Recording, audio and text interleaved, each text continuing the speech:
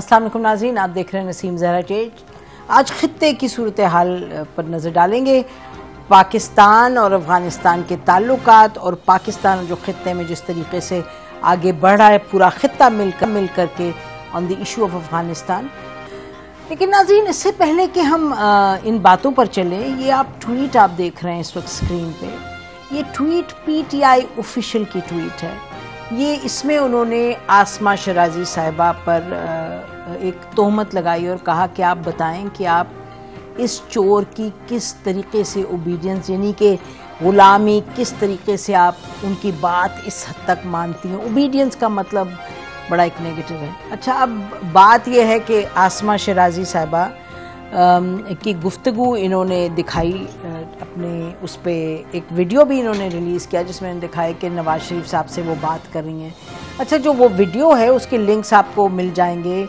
हमारे पास इतना टाइम नहीं है कि वीडियो हम दिखाएं कि नवाज़ शरीफ साहब उनसे कह रहे हैं, आसमा शराजी साहब से फ़ोन पे बात हो रही है और जो फ़ोन है, एक तरफ नवाज़ शरीफ साहब अपने बिजनेस क्लास लाउंज में बैठे हैं दोहा में और दूसरी तरफ आसमा शराजी के साथ कोई 10-12 जर्नलिस्ट हैं और ये गुफ्तगू हो रही है माइक पे, यानी कि स्पीकर पे ये तमाम जर्नलिस्ट गुफ्तगू सुन रहे हैं। तो उसमें वो कह रहे हैं नवाज शरीफ साहब कि आपने जो इंटरव्यू किया था वो चला नहीं। तो उन्होंने कहा जी नहीं, वो चलाया लेकिन और चैनल्स ने उसको उठाया and so on so forth. और नवाज शरीफ साहब कह रहे हैं अजीब बात है, नहीं चलाया। तो आसमा शराजी साहबा कह रही है नहीं जी, हम कोशिश कर रहे हैं ये वो। अच्छा, इन्होंने कहा कि यानी जो ट्वीट है उससे और जो वीडियो उन्होंने रिलीज़ किया उससे उन्होंने ये इंप्रेशन दिया कि जैसे ये गुफ्तगू आसमा शराजी साहिबा और नवाज शरीफ साहब की बस एक 1-on-1 हो रही है और किसी को पता नहीं इस गुफ्तगू का, और शायद इन्होंने कहीं से रिलीज़ कर दी। और नंबर 2, वो ये दिखा रहे हैं कि कोई आसमा शराजी साहिबा नवाज शरीफ साहब के कहने पर कुछ कर रही हैं। अच्छा, बात यह है कि as a journalist I can tell you कि अगर हम इंटरव्यू करते, कोई भी जर्नलिस्ट वर्थ हर और हिज सॉल्ट जब इंटरव्यू करते हैं तो हर कीमत पर आप चाहते हैं कि इंटरव्यू चले। आपको इतने बड़े इंटरव्यूज थे जहां हम लोग एज अ या तो जो चैनल में लोग होते हैं वो सब इकट्ठे खड़े हो जाते हैं, मैनेजमेंट के साथ करते हैं, यानी कि झगड़ा करते हैं। अगर मैनेजमेंट ना चलाए, अल्लाह का शुक्र है हमारे इस चैनल में तो नहीं हुआ, हमारे तो चैनल बंद कर देते हैं क्योंकि यहाँ इंटरव्यू सब चलते हैं। तो बहरहाल so what Asma Shirazi is doing वो बिल्कुल एक नॉर्मल चीज़ थी कि वो चाह रही थी उनका इंटरव्यू चले। नवाज शरीफ साहब अभी कोर्ट में उनका केस है, अब कोर्ट ने कहा नहीं आप कर सकते इंटरव्यू, तो नहीं करते जब तक अलाउड था करना। ये लेके अब ये जो इन्होंने किया, ये एक प्रोपेगेंडा शुरू किया हुआ है इन्होंने आसमा शराजी साहबा के साथ के खिलाफ, और भी बातें ये करते हैं। हमने तो कहा है Asma Shirazi is not only a colleague, वो एक हमारी दोस्त है और आई रिस्पेक्ट है। मैंने तो इनसे कहा कि भाई आप जहां ये मामला इस तरह टेढ़े करते हैं आप कोर्ट लेके जाएं। और जहां तक हुकूमत का ताल्लुक है या पॉलिटिकल पार्टीज का ताल्लुक है, मुतअद्दिद मरतबा हमने यहाँ कहा है कि बिल्कुल आप कोर्ट में लेके जाएं, आप ले जाएं प्लेटफॉर्म्स पे जहां आपको लगता है कि कोई हमने हकायक गलत दिए। बात है कि आपको कोई पसंद नहीं आई बात, उसकी अगर हकीकत नहीं है तो आप फिर उसके खिलाफ आप उठें और एविडेंस लेके आएं। और अगर इस्तारन बात हो रही है जो कि एक मसले पे हो रही है और चैनल्स पर मुतअद्दिद मरतबा लोग आए हैं, उन्होंने ये बात की है कि जी कैसे चल रहा है मुल्क, क्या टूने पे चल रहा है, इस पे चल रहा है, कबूतर पे चल रहा है, मतलब इस तरह की बातें बहुत से लोग कर रहे हैं, फिर आप सबके खिलाफ आप ले लें एक्शन। बहरहाल नाज़रीन, अब हम चलते हैं अपने टॉपिक पे। हमारे गेस्ट, बहुत शुक्रिया हमारे साथ जो गेस्ट है आपका रुस्तम शाह मोहम्मद साहब है। नाज़रीन, फॉर्मर एम्बेसडर हैं, अफ़गानिस्तान के कमिश्नर रह चुके हैं, अफ़गान रेफ्यूजीज़ के फॉर्मर चीफ सेक्रेटरी NWFP के, फॉर्मर इंटीरियर सेक्रेटरी पाकिस्तान के, तो बहुत करीब से अफ़गानिस्तान को जानते हैं और तालिबान को भी जानते हैं। बहुत शुक्रिया रुस्तम शाह मोहम्मद साहब, आपने हमें ज्वाइन किया। ब्रिगेडियर साद मोहम्मद साहब हैं नाज़रीन, सीनियर डिफेंस एनालिस्ट हैं, ही सर्व्ड इन अफ़गानिस्तान, सेकंडमेंट में रह चुके हैं एजेंसीज के साथ। बहुत शुक्रिया साद मोहम्मद साहब। एम्बेसडर अयाज वज़ीर साहब फॉर्मर एम्बेसडर हैं और ये भी सर्व कर चुके हैं अफ़गानिस्तान में और ये भी तालिबान के साथ इन्होंने काफ़ी इंटरेक्ट किया, तो ये भी जानते हैं। और सब ये हजरात हैं जिनकी बड़ी गहरी नज़र है अफ़गानिस्तान पे। नाज़रीन, इस वक्त एज वी स्पीक 2-3 अहम डेवलपमेंट्स हुई है अफगानिस्तान में के हवाले से। मॉस्को में ट्रॉयका की कल मीटिंग थी जहां के वो देख रहे थे कि ह्यूमैनिटेरियन जो क्राइसिस है उसको कैसे डील किया जाए और जो सिक्योरिटी के मामला थे उनको कैसे देखा जाए, और ये कि किस तरीके से मिल करके आगे बढ़ा जाए। अमेरिका को आना था, अमेरिका नहीं आया। अमेरिका के जो ज़लमे खलीलज़ादे ही स्टेप डाउन, उनके टॉम वेस्ट हैं जिन्होंने उनकी पोजीशन संभाली है, और अमेरिका ने ये कह दिया हम टेक्निकल वजह से नहीं आ सकते। और आज नाजरीन एक मीटिंग मॉस्को में फिर मीटिंग्स जारी हैं। रीजनल जो ममालिक है, 5 सेंट्रल एशियन रिपब्लिक के लोग मौजूद हैं, ईरान भी मीटिंग में मौजूद होगा। और कल जो मीटिंग है नाजरीन, कल एक मीटिंग हो रही है ताजिकिस्तान में जहां इंटेलिजेंस एजेंसीज जो हैं उनके हेड्स मौजूद होंगे, वो वहाँ मीटिंग होगी। और आपको मालूम है कि मीटिंग पहले पाकिस्तान में भी हो चुकी है और बड़ी अहम मीटिंग है पाकिस्तान इस खित्ते की तारीख में कि ये मिलकर दे आर मूविंग फॉरवर्ड, बजाय कि एक दूसरे के ख़िलाफ़ ये अपनी पॉलिसी चलाएं, मिल के चल रहे हैं आगे कि अफ़गानिस्तान में किस तरह अमन आए और ख़ित्ते में अमन आए। और फिर नाजरीन कल ही बड़ी अहम बायलैटरल मीटिंग होगी पाकिस्तान और अफ़गानिस्तान के दरमियान, और ये चाहते हैं पाकिस्तान के लोग और होपफुली अफ़गानिस्तान के भी लोग कि कुछ डूज और डोंट्स तय हो जाएं इस बायलैटरल रिलेशनशिप के। आपको मालूम है कि PIA के स्टेशन मैनेजर को पिछले हफ्ते उनको अगवा किया, थोड़ी देर के लिए हमने अपनी फ़्लाइट्स बंद कर दी, फिर खोल दी। तो एनीवे सो ये सूरत हाल है और इस पर हमने सोचा कि आज थोड़ा सा यहाँ की सियासत से हट के तो बात करें। रुस्तम शाह मोहम्मद साहब, इस वक्त सूरत हाल देखिए, आज भी धमाका हुआ काबुल में, 2 जगह रिपोर्ट किया जा रहा है, 2 लोग मारे भी गए। उससे पहले आप देख रहे हैं कि दाइश ने रिस्पॉन्सिबिलिटी लिए। तो और ह्यूमैनिटेरियन का कहा जा रहा है we only see the numbers, we are not getting the money. तो क्या सिचुएशन है जी? देखिए, इस वक्त तो चैलेंजेस तो बेशुमार हैं। मईशत का चैलेंज है और बाकी चैलेंजेस हैं, सिक्योरिटी के चैलेंजेस हैं। लेकिन सिक्योरिटी के जो चैलेंजेस हैं उनमें सबसे ज़्यादा इस वक्त दाइश की कार्रवाइयाँ हैं, क्योंकि दाइश ये कार्रवाइयाँ किस लिए कर रहा है उसकी वजह मैं आपको बताता हूँ। उसकी वजह ये है कि दाइश पिछले 6 साल से तालिबान के ख़िलाफ़ लड़ रही थी, खुसूसन ईस्ट अफ़गानिस्तान में, नंगरहार में और कुनल में, लग़मान वगैरह में इनके ख़िलाफ़ हमले कर रही थी। और बाज़ लोग ये कहते थे कि अमेरिका की बहस पे ये सब कुछ हो रहा था, बल्कि बाज़ लोग तो छोड़े, ख़ुद प्रेसिडेंट करज़ई ने ये कहा था कि दाइश को अमेरिका लाया है अफ़गानिस्तान ताकि तालिबान को कमज़ोर किया जा सके, ताकि तालिबान के लिए एक महाज खोला जा सके। तो इस वक्त तालिबान की हुकूमत है अफ़गानिस्तान में और दाइश को मालूम है कि जैसे ही उनकी पोजीशन कंसोलिडेट हो जाएगी, सारे अफ़गानिस्तान पे उनका कंट्रोल मुकम्मल हो जाएगा, ज़िली इंतज़ामिया और सूबाई इंतज़ामिया उनकी अपनी हो जाएगी, तो दाइश के लिए फिर कार्रवाइयाँ करना नामुमकिन हो जाएगा। उसकी वजह यह है कि मौजूदा निज़ाम की जो जड़ें हैं वो अवाम में हैं। अवाम बताएंगे तालिबान को कि दाइश के लोग कहाँ कहाँ छुपे हुए हैं, अगरचे उनकी वो ताकत नहीं है जो 5 साल पहले थी, 6 साल पहले थी, लेकिन बच्चे कच्चे लोग अभी भी स्कैटर्ड हैं सारे अफ़गानिस्तान में, खुसूसन ईस्टर्न अफ़गानिस्तान में और काबुल में। तो दाइश को मालूम है कि उनके लिए वक्त बहुत कम है, 2 महीने, 3 महीने, 4 महीने, 5 महीने के बाद उनका सफाया हो जाएगा, उनका बिल्कुल वो उनको ख़त्म कर दिया जाएगा। और यही मौका है कि वो जितने भी डेडली हमले कर सकते हैं, जितने भी नुकसान पहुंचा सकते हैं वो कर लें। तो इस वाइड से इस वक्त जो वैक्यूम है, जो बदइंतज़ामी है, जो डिसऑर्डर है, उससे वो फ़ायदा उठा रहे हैं। और तालिबान को समझ नहीं आ रही कि क्या करें, जो मईशत पे तवज्जो दें, जो IDPs हैं उन पे तवज्जो दें, जो पिछली हुकूमत की जो बाक़ियात हैं उनसे निमट लें, या फिर दाइश का मुकाबला करने के लिए अपने जो है दस्ते कर ले, वो सारे अफ़गानिस्तान में अपने लोग जो हैं उनको मोटिवेट कर लें। सेटबैक उस वक्त हुआ तालिबान को जब उनका हार्टलैंड जो है कंदहार, वहाँ पे एक मस्जिद पे दाइश ने हमला किया और वहाँ पे बहुत ज़्यादा हलाकतें हुई। इसने तालिबान को बिल्कुल हिला दिया। और तालिबान अब जो है इस मकबसे में है कि आगे क्या होगा, क्योंकि उनको तो एक तरफ उनके पास पैसे नहीं है लोगों को तनख्वाहें देने के लिए, उसके बाद जो IMF वर्ल्ड बैंक वगैरह है, जो अमेरिका है, उन्होंने उनके एसेट जो हैं वो इस वक्त सीज कर लिए हैं। तो मईशत का चैलेंज बहुत ज़्यादा है।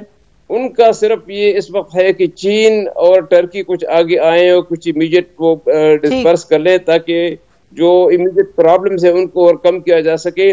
लेकिन अब उन सबसे ज़्यादा जो है वो दाइश का उनको काउंटर करना है, उनको जो है उन्होंने आहिस्ता आहिस्ता साइड लाइन करना है और ख़त्म करना है।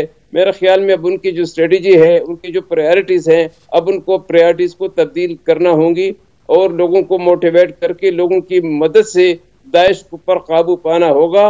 वरना फिर अगर दाइश इसी तरह हमले करती रही तो फिर उनके जो और मुखालिफ हैं, जो और वारलाड हैं, जो अफगानिस्तान से भाग गए हैं, वो वापस भी इनकरेजमेंट मिलेगी। बेशक आप कह रहे हैं वापस। बिल्कुल बिल्कुल सिचुएशन बिल्कुल एग्रीवेट होगी।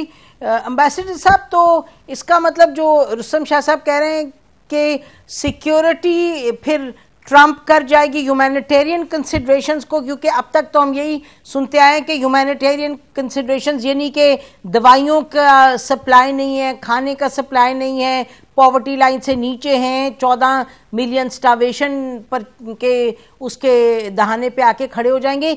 ये चीज़ें हम सुन रहे थे, लेकिन अब is it different now? Is it security which is most critical? जी बिल्कुल, ये बात सही है कि अफगानिस्तान में सिक्योरिटी मसला खासा सीरियस हो रहा है। एक वजह तो बड़ी वजाहत से रुस्तम शाह साहब ने सही बताया, और दूसरी वजह देखे सारे लोग तो न तालिबान के साथ है न तालिबान के मुखालिफिन के साथ है। तालिबान के खिलाफ भी लोगों के रिजर्वेशन है, लेकिन वो दिल में अभी रखे हुए हैं, वो रिएक्शन नहीं कर रहे। अगर ये दाइश वाला किस्सा मजबूती पकड़ता है तो फिर वो उन लोगों को भी इंकरेजमेंट मिल जाएगी अंदरून खाना, यानी विदिन अफगानिस्तान। फिर लोग आहिस्ता आहिस्ता उठकर शुरू हो जाएंगे, और जो बाहर गए हैं उनको भी दूसरे ममालिक जो अफगानिस्तान में बदअमनी चाहते हैं, जिनका बदअमनी में फायदा है, वो फिर उनको हाथ दे देंगे और मुसीबत हो जाएगी। तो बेहतर ये होगा कि फौरन तालिबान की हुकूमत की इंसानी हमदर्दी के ऊपर तो उनकी मदद की जाए, इक्तिसादी उनकी मदद की जाए। लेकिन अगर आप उनको इक्तिसादी लिहाज से दबाते हैं या रिकग्निशन की वजह से दबाते हैं, तो गोया दुनिया फिर उसको कस्टम कमजोर करेगी, और वो कमजोर होंगे तो दाइश और उनके मुखालिफिन को मजीद गोया एक किस्म की शय मिलेगी कि तेज कर लो मामला ताकि तालिबान निकल जाए। तो अफगानिस्तान फिर बदकिस्मती से उसी जंग में वापस चला जाएगा। ठीक है, बिल्कुल। ब्रिगेडियर साहब आप बताइएगा, just move forward from what ये हमारे पैनलिस्ट ने जो कहा, ये तो कह रहे हैं ना खतरा है, और आप भी समझ रहे हैं कि खतरा इसी नौयत का। अगर हम देखें कि अब जो मसलन इंटेलिजेंस हेड्स की मीटिंग होने जा रही है ताजिकिस्तान में कल, तो वो इसी मामले को जाहिर है इसी पर फोकस रखेंगे। तो वो जो कोऑपरेशन आप एक्सपेक्ट कर रहे हैं और जो हम सब एक्सपेक्ट कर रहे हैं रीजनल इंटेल एजेंसी से, वो क्या दाइश का जो ये मामला है उसको संभाल पाएगी या ये बढ़ता चला जाएगा आपकी नज़र में? देखिए, दाइश का मसला जो है वो अफगानिस्तान का अंदरूनी मामला है। बाकी दुनिया को ये देखना चाहिए कि इस मसले का जो हल है वो अफगानिस्तान के अंदर है। वो तालिबान की हुकूमत है, वो वहाँ पर इस वक्त एक लेजिटिमेट गवर्नमेंट बन गई है, उन्होंने इक़्तिदार पे कब्जा कर लिया है। तो अभी उसको किस तरह उसकी मदद की जाए कि वो अपने पाँव पे खुद खड़े हो सकें, और वो इस किस्म के जो खतरात हैं, जो सिक्योरिटी रिलेटेड खतरात हैं, जब तक आप ह्यूमैनिटेरियन जो एंगल को तालिबान उसमें इन्वॉल्व होंगे, उनकी तवज्जो नहीं जा सकती है सिक्योरिटी मामलात के ऊपर। पहले तो आपने खाना खाना है ना, मतलब एक दवाई देनी है बीमार को, उसके बाद आपको खतरात को देखेंगे कि कौन सा खतरा है कौन सा नहीं है। तो इस वक्त बाकी दुनिया के जो ये मीटिंग मॉस्को में आज हुई, उसके बाद जो पाकिस्तान और तुर्की के दरमियान ताल्लुकात हैं, और मेरे ख्याल में पाकिस्तान और तुर्की के जो बात है वो बिल्कुल एक ही पेज पे है कि recognition can wait for a while. सबसे पहले किस तरह इस हुकूमत की मदद की जाए, इनके जो एसेट्स हैं वो किस तरह रिलीज करवाए जाएं, ताकि ये अपने लोगों को तनख्वाहें दे सके, अपने लोगों को दवाइयां दे सके। अफगानिस्तान ज्यादातर अपनी चीजें बाहर दुनिया से इंपोर्ट करता है, उनके पास पैसा नहीं है कि वो इंपोर्ट कर सके। हमें बाकी जितने नेबर्स हैं हमें उनको आसानी पैदा करनी चाहिए। अभी मुझे नहीं पता है कि बॉर्डर के ऊपर पाकिस्तान और अफगानिस्तान का क्या मामला है, कि वहां पर जो फ्रूट की एक्सपोर्ट्स हैं टू पाकिस्तान, उनमें जो है वो पेचीदगियां पैदा हो रही हैं, फ्लाइट्स के अंदर पेचीदगियां पैदा हो रही हैं। तो इनको जो है वो खत्म करना है हमने, वरना ये दाइश का खतरा अगर बढ़ा तो ये तो एक खतरा है ही है। बाकी दुनिया जो इस वक्त जोर दे रही है और वो इस पे है कि इंक्लूसिव गवर्नमेंट होगी, दाइश को डील करेगी और ह्यूमैनिटेरियन क्राइसिस को डील करेगी। तो जो इस वक्त एक और खतरा जो होराइजन पे है अफगानिस्तान में, देखें रेजिस्टेंस इतनी जल्दी नहीं आती। अगर आप पूरी तारीख देख लें रेजिस्टेंस की, अब अंग्रेज गया था पहली दफा 1838 में, रेजिस्टेंस आई थी 1841 में, बीच में टक टुक चलती रही, लेकिन मेजर रेजिस्टेंस फिर 1841 में आई जब रिट्रीट फ्रॉम काबुल हुआ। आप रशिया के खिलाफ देख ले, 79 में आए थे, 81 में कहीं जाके रेजिस्टेंस ने जोर पकड़ा था।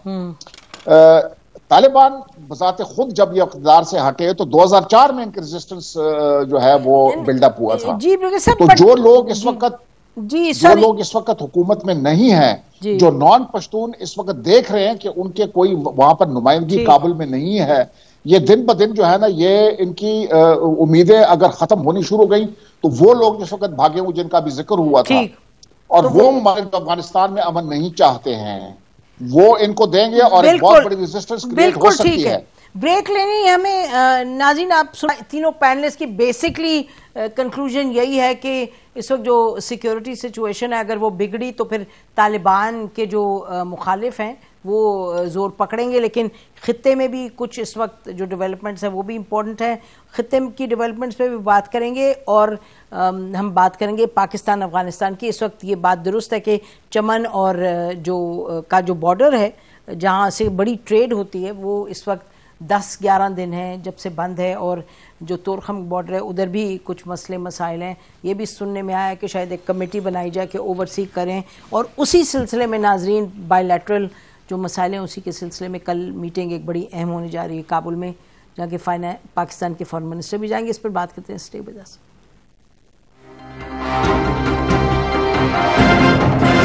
नाज़रीन, बात हम अफगानिस्तान की कर रहे हैं और खित्ते में जो इस वक्त सूरत हाल है, और खित्ते में ख़ास तौर पे जो अहम चीज़ है जो कोऑर्डिनेशन है, उस पर हम चाहेंगे ज़रा बात करें अपने पैनल से। रुस्तम शाह साहब, ये आप लोगों ने सबने बयान कर दिया जो मसला है, और ये बताइएगा कि जो रीजनल ममालिक जो कि पहले प्रॉक्सीज़ अनलीश करते थे अफगानिस्तान पे, तो वो इस वक्त आपस में मिलकर बैठ के कोशिश कर रहे हैं कि सिक्योरिटी पे काम किया जाए, और यकीनन इंटरनल है लेकिन इतना इंटरनल भी नहीं है, एक एक्सटर्नल डायमेंशन उसका है। तो आपको लग रहा है कि वन शुड बी होपफुल कि एक्सटर्नली कोऑर्डिनेशन हो रही है सब ममालिक की, इंटेल के हवाले से खास तौर पर? देखिए, कोऑर्डिनेशन पे कोई तो ऑब्जेक्शन नहीं है, होनी चाहिए, लेकिन इन सब मुल्कों को रियलाइज करना चाहिए कि फंडामेंटली तालिबान जो हैं वो एक ट्रांस बॉर्डर मूवमेंट पे यकीन नहीं रखते। वो अख़वान मुस्लिमीन नहीं है, वो जमात इस्लामी नहीं है, वो हिज़्ब इस्लामी नहीं है। वो अफ़गानिस्तान के अंदर रह के एक निज़ाम कायम करना चाहते हैं, जैसे पहले उन्होंने कोशिश की 1996 से 2001 तक। इसलिए वो किसी मुल्क के लिए ख़तरा न बन सकते हैं, न वो बनेंगे, क्योंकि उनका जो हदफ है वो यही है अफगानिस्तान के अंदर। अफगानिस्तान से बाहर की उनकी सोच है, न फिक्र है, न उनको दिलचस्पी है। लेकिन माजरत के साथ एक सेकंड इस पे रुस्तम शाह साहब, सॉरी टू इंटरप्ट, लेकिन उस वक्त अलकायदा तो अंदर थी और उसामा बिन लादेन भी थे, तो इतना ज्यादा अगर नेशनल होता तो ये तो इंटरनेशनल एक फोर्स थी जिसको इन्होंने जगह दी। उसामा बिन लादेन में 1996 में आए जलालाबाद। उस वक्त प्रेसिडेंट रब्बानी की हुकूमत थी, तालिबान की हुकूमत नहीं थी। और प्रेसिडेंट रब्बानी का जो गवर्नर था नंगरहार का, उन्होंने इनको बुलाया, उसने उनको बताया कि मुझे निकाला गया है, मेरे लिए कोई और जगह नहीं है, मैं सिर्फ पनाह लेने आया हूँ। उन पर कुछ पाबंदी आयद करके उनको रहने दिया।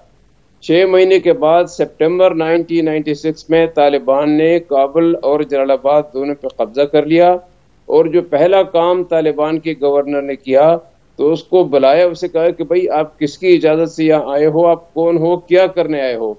उसने अपनी सारी बात बता दी, लेकिन उन पे तालिबान की शूरा से मिलके उन पे रिस्ट्रिक्शन लगा दी कि आप किसी बाहर के आदमी से मिलेंगे ना कोई कांटेक्ट रखेंगे और आपकी नजर आप पे जो है वो हमारी नजर रहेगी, सिक्योरिटी एहलकार आपका तवाक़ुफ़ करेंगे, आप घर से बाहर नहीं निकलेंगे।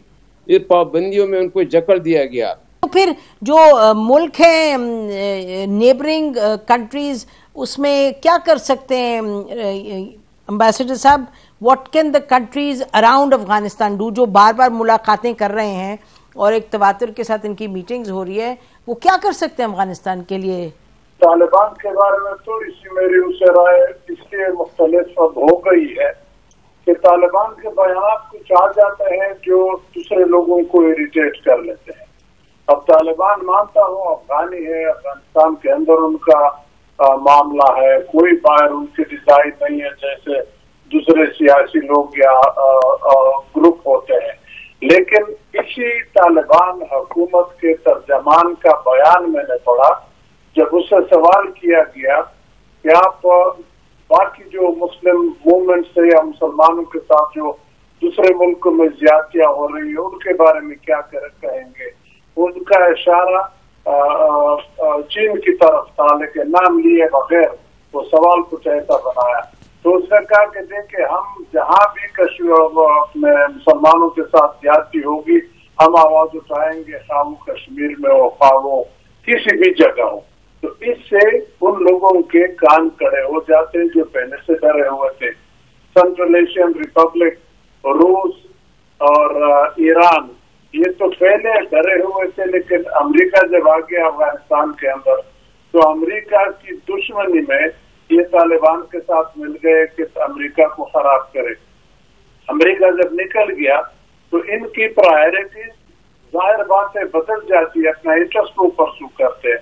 और फिर खासकर जब पंजशीर में मामला हो गया तो पंजशीर के ऊपर तो ईरान और ताजिकिस्तान खुल के आ गए, उन्होंने उसको बुरा समझा। तो अब मुझे लगता है कि ताजिकिस्तान और रूस और ईरान इनके तालिबान उनका अप्रोच थोड़ा सा या उनका कॉन्फिडेंस हिल गया, इतना वो एतबार नहीं करेंगे जब तक कि तालिबान ने जितने वादे किए हैं ख़वातीन के हकूक़ का, वजारत देने का या ह्यूमन राइट्स का, जितने भी ऑल इंक्लूसिव बातें की है, जब तक वो न कहें ये मुल्क तो नहीं मानेंगे। ब्रिगेडियर साहब, आप भी सुन रहे हैं कि क्या फरमा रहे हैं एम्बेसडर साहब, तो आप क्या कहेंगे कि फिर सूरत हाल ऐसी है कि अब जो खित्ते के मुमालिक जमा हो रहे हैं, अब जो Afghanistan is also part of that discussion जो आज ताजिकिस्तान में हो रही है और जो कल भी हुई थी, तो मॉस्को में भी हुई थी और आज भी मॉस्को में हो रही है, तो आपको लग रहा है कि ये अफगानिस्तान को जो सपोर्ट करने की बात कर रहे हैं उसके साथ मिल के करने की बात कर रहे हैं, तो मिल के चलने की, तो उसमें कोई तब्दीली आई है 15 अगस्त के बाद और अब तक? हाँ जी बिल्कुल। देखें मतलब है कि तालिबान ठीक है, एक तहरीक है जो अफगानिस्तान के बॉर्डर के अंदर एक इस्लामी शरिया जो है वो नाफिज करने की एक तहरीक है, लेकिन इनके मसाइल तो हैं। मतलब है कि ये बिल्कुल दूध के धुले हुए नहीं है कि बिल्कुल ये साफ लोग हैं और कोई गलत काम नहीं करते हैं। 2 हमले जो मोम्बासा और इधर नैरोबी में वो ईस्ट अफ्रीका में जो हमले हुए थे वो अफगानिस्तान सेंटर्ड थे, सारी दुनिया कहती थी अफगानिस्तान सेंटर्ड हैं। उसके बाद न्यूयॉर्क में जो ये वर्ल्ड क्या कहते हैं इसको, जो अमेरिका पे हमले हुए 5, वो भी जो है उनके ट्रेसेस यहाँ पर मिलते हैं। इसके अलावा पाकिस्तान के जो एंटी शिया ग्रुप थे वो अफगानिस्तान में पनाह लेते थे। ये सबको पता है कि वो कौन कौन थे। उसमें सबसे लीडिंग रियाज बसरा साहब एक होते थे जो बाद में पुलिस मुकाबले में मारे गए, वो थे। इस तरह जो इस वक्त जो ये ममालिक जो अफगानिस्तान के साथ उनकी मदद करना चाहते हैं, उनके खिलाफ जो ग्रुप्स हैं उनके खिलाफ अभी तक ना उन्होंने कोई बातचीत की है तालिबान ने। इसमें एटम शामिल है, ईस्टर्न तुर्कस्तान इस्लामिक मूवमेंट ऑफ उज़्बेकिस्तान है, TTP है। इनके खिलाफ जो है वो कोई इन्होंने अभी तक ना कोई बयान दिया है, ना कोई ऐसे उन्होंने हरकत की है कि जिससे हमें पता चले कि जी ये ममालिक के जो खदशात हैं उनको एड्रेस किया जाए। तो ये तालिबान को करना चाहिए कि अगर वो चाहते हैं कि इनकी कोई मदद की जाए तो इन ममालिक के जो खदशात हैं उनको दूर किया जाए। उज़्बेकिस्तान के साथ ताल्लुकात कशीदा हो गए हैं उनके। पाकिस्तान में इस वक्त उनके जो सेकंड थर्ड टियर है उनके अगर आप बयानात सुने वो पाकिस्तान में आते हैं, यहां पर सोशल मीडिया पे चल रहे हैं, जिसमें उन्होंने इसको कहा कि ये फर्जी लाइन हम नहीं मानते हैं और इस किस्म की ड्यूरेंट लाइन के बारे में बातचीत करते हैं। पाकिस्तान के अंदर टेररिस्ट एक्टिविटीज की स्पाइक आई है। आज सेटल्ड एरिया, जो पुराना सेटल्ड एरिया था, अभी तो खैर एक ही सारे सेटल्ड एरिया हैं, वो वहां से बाहर आज जो है बन्नू के इलाके में जो है वो टेररिस्ट एक्टिविटीज हुई हैं। तो पाकिस्तान के अंदर जो वो लोग थे जो इनके साथ सिंपथाइज करते थे, वो उन्होंने सवाल पूछना शुरू कर दिए कि जी ये क्या मतलब है कि पाकिस्तान के अंदर टेररिज्म बढ़ गई है जब से आया, कुछ 17-18% टेररिज्म स्पाइक कर गई है पाकिस्तान के अंदर। पाकिस्तान के अंदर इल्जामात लग रहे हैं पाकिस्तान के ऊपर कि हमने ट्रेड बंद की हुई है। मुझे नहीं पता किसने बंद की है, क्योंकि मुझे ज्यादा मालूमात नहीं जी, चमन में तो अफगानिस्तान की तरफ से बंद हुई है, चमन में। हाँ, और वो ऐसे डिमांड कर रहे हैं, जो पाकिस्तान का, तो वो ऐसे डिमांड कर रहे हैं कि तमाम अफगान को बगैर वीजे की इजाजत दी जाए कि वो पाकिस्तान में आए। वो पाकिस्तान ने इजाजत नहीं दी तो बॉर्डर बंद कर दिया उन्होंने। तो पाकिस्तान को भी कोशिश करनी चाहिए कि क्योंकि ये जो ट्रेड है खासकर फ्रूट की, इस वक्त अनार तबाह हो रहा है, उससे गरीब अफगान फार्मर जो है ना और जो मजदूर है वो इफेक्ट हो रहा है। तो मसले हैं जी ब्रिगेडियर जी साहब, आपने बड़ी तफसील से बयान किया जो मसले हैं और इन मसलों का हल भी चाहिए। नाज़रीन, हम ब्रेक के बाद वापस आएंगे और हम बात करेंगे अब पाकिस्तान और अफगानिस्तान ही पर बात करेंगे, क्योंकि मसाइल की कुछ की निशानदही की गई कि किस तरीके से ये जो दरारें पड़ी हैं, जो मिसअंडरस्टैंडिंग्स हैं, और कुछ लोग तो कहेंगे कि ये इनएविटेबल थी क्योंकि तालिबान हुकूमत में आ रहे हैं तो वो किस तरह से चलाएंगे हुकूमत, उसको तो वक्त लगेगा कि किसी सिमत ये बढ़ें, सही सिमत। बट बहरहाल क्या होगा क्या नहीं होगा इस पर भी बात करते हैं। कल बड़ी इंपॉर्टेंट डेलीगेशन जा रही है यहाँ से जिसमें कि फॉरेन मिनिस्टर लीड करेंगे। Stay with us.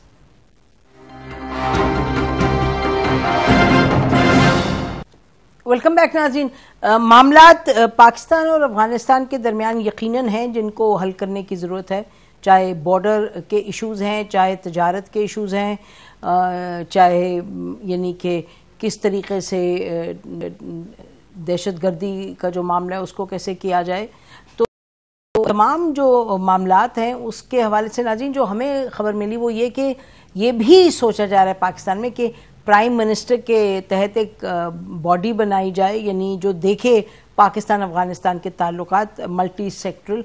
तो अभी उस पर कुछ तय नहीं हुआ, लेकिन मामलात इस नहज पर हैं कि ये सोचा जा रहा है स्पेशल इनिशिएटिव लिया जाए। और जो पहला कदम उठाया जा रहा है वो ये कि कल डेलीगेशन, जैसे हमने आपको बताया, जा रहे हैं फॉरेन मिनिस्टर और उनके साथ खटक साहब जो हैं इस वक्त, जिनको ओवरसी जो करेंगे रिफ्यूजीज़ वगैरह का इशू भी, वो भी जा रहे हैं। और ऑलरेडी मोहम्मद सादिक साहब हैं, वो भी मॉस्को से रवाना हो जाएंगे। तो ये देखा जाएगा कि किस तरीके से आगे बढ़ें। रुस्तम शाह साहब, आप तो रह चुके हैं सफ़ीर, इस वक्त अगर आप सबसे मैं बारी बारी पूछूं कि 3 स्टेप्स क्या लेने चाहिए?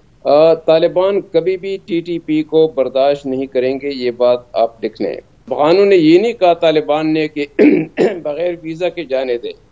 तालिबान ने सिर्फ ये कहा है कि जिनके पास वीज़ा, पासपोर्ट और वीज़ा हो वो गेट पास रिक्वायरमेंट की गेट, तो वो गेट पास के लिए वो 10 दिन तक धक्के खाते हैं। तो वो कहते हैं कि जिनके पास पासपोर्ट और वीज़ा है तो उनको तो आने दिया जाए, पाकिस्तान वाले नहीं मानते। तीसरी बात, ड्यूरेंट लाइन जो है उनकी बात हुई, उसकी हकीकत यह है कि वो इस बात पे वो है कि वहाँ पे आपने फेंसिंग कर दी तो जो ट्राइब्स हैं उनको आपने स्प्लिट कर दिया, जो ट्रेड है उसको डिसरप्ट कर दिया, आने जाने किसी को आप देते नहीं हैं, जो रिश्तेदार हैं आपस में मिलते नहीं हैं, जो शिनवारीज हैं, वजीर्स हैं, मोहम्मन हैं, पाजौड़ के लोग हैं, वो सारे तो कुछ आधे इस तरफ हैं आधे उस तरफ हैं। तो उसके कॉन्टेक्स्ट में वो ड्यूरेंट लाइन की बात करते हैं। ये 3 बातें तो मैंने वजाहत के लिए की। जैसे आपने जो कहा कि क्या क्या स्टेप लेने चाहिए, सबसे पहले तो जो बॉर्डर मैनेजमेंट है उसको इम्प्रूव करना है। आप देखें कि 10-10 दिन तक फ्रूट के ट्रक जो हैं उस तरफ से आते हुए वहाँ पे हेल्ड अप हो जाते हैं, वो सारा माल खराब हो जाता है, उसको फेंकना पड़ता है। इस वक्त जो बॉर्डर मैनेजमेंट है वो NLC के हवाले है। आप देखें कि ट्रांसपोर्ट कंपनी जो है वो बॉर्डर को मैनेज कर रही है। ये पहली बात हमने बात सुनी और देखी। तो यहाँ पे आप जाएं, तोरखम जाएं और वहाँ पे चमन जाएं और बॉर्डर पे जाएं, 10-10 डिपार्टमेंट्स वहाँ काम करते हैं, हर एक अपनी बात मनवाने की कोशिश करता है और जो ट्रेडर्स हैं वो बीच में मारे जाते हैं। नो वंडर पाकिस्तान की ट्रेड 2.5 बिलियन डॉलर से नीचे 600 मिलियन डॉलर तक आ गई है। पहली बात तो ये है। और दूसरी बात यह है कि रिकग्निशन का जो मामला है उसमें पाकिस्तान की बाकी कंसेंसस आप डेवलप करें, कंसेंसस की कोशिश करें, कोई बुरी बात नहीं है, अच्छी बात है, लेकिन पाकिस्तान के जो ताल्लुकात हैं वो किसी और मुल्क के नहीं हैं। तो आपके ताल्लुकात खुसूसी अहमियत के हैं, तो उनको भी आप जरा देखें कि अगर आपके पास कोई दूसरा चॉइस है ही नहीं, आपने 3 महीने के बाद करना है, 6 महीने के बाद करना है, तो इस वक्त आप क्यों न करें। तो ये तो दूसरी बात हुई। तीसरी बात यह है कि जल्द से जल्द रीजनल ममालिक के लिए, और चीन उसमें जरूर शामिल हो, एक कंसेंसस डेवलप हो जाए, ताकि अगर रीजनल ममालिक उनको रिकॉग्नाइज कर लें तो फिर यूरोप के लिए कोई दूसरा ऑप्शन रहेगा नहीं, अमेरिका के लिए कोई दूसरा ऑप्शन रहेगा नहीं।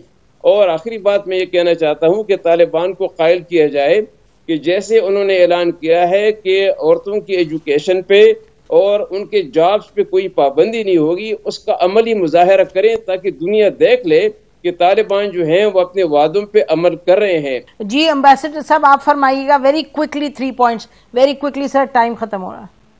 पाकिस्तान अफगानिस्तान, तो सबसे पहली तजवीज ये दूंगा कि पाकिस्तान में प्राइम मिनिस्टर साहब अपने कैबिनेट को बिठाए और उनको कहे कि खुदारा अफगानिस्तान के बारे में हर एक आदमी ना बोले। एक तो शेख रशीद साहब को चुप करवा दे।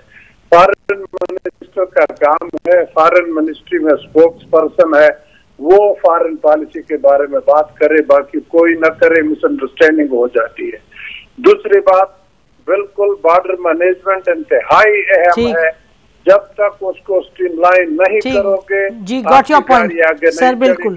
तीसरी बात Durand line, easement rights, TTP, ये तीनों एक साथ मिले हुए हैं, इनको बड़ा केयरफुली हैंडल करना होगा। अगर गलती कर ली मारे जाओगे। तो उन लोगों को इन्वॉल्व कर लो जो ये जानते हैं, खुदारा उन लोगों को इन्वॉल्व करवाए, रुस्तम शाह जैसे लोग या दूसरे लोग जो जानते हैं। वहां पे ऐसे लोग बैठे, देखो अंगूरडा मेरे घर से कोई 15-20 किलोमीटर है, जब भी मैं गाँव माना जाता हूँ अंगूरडा जरूर जाता हूँ।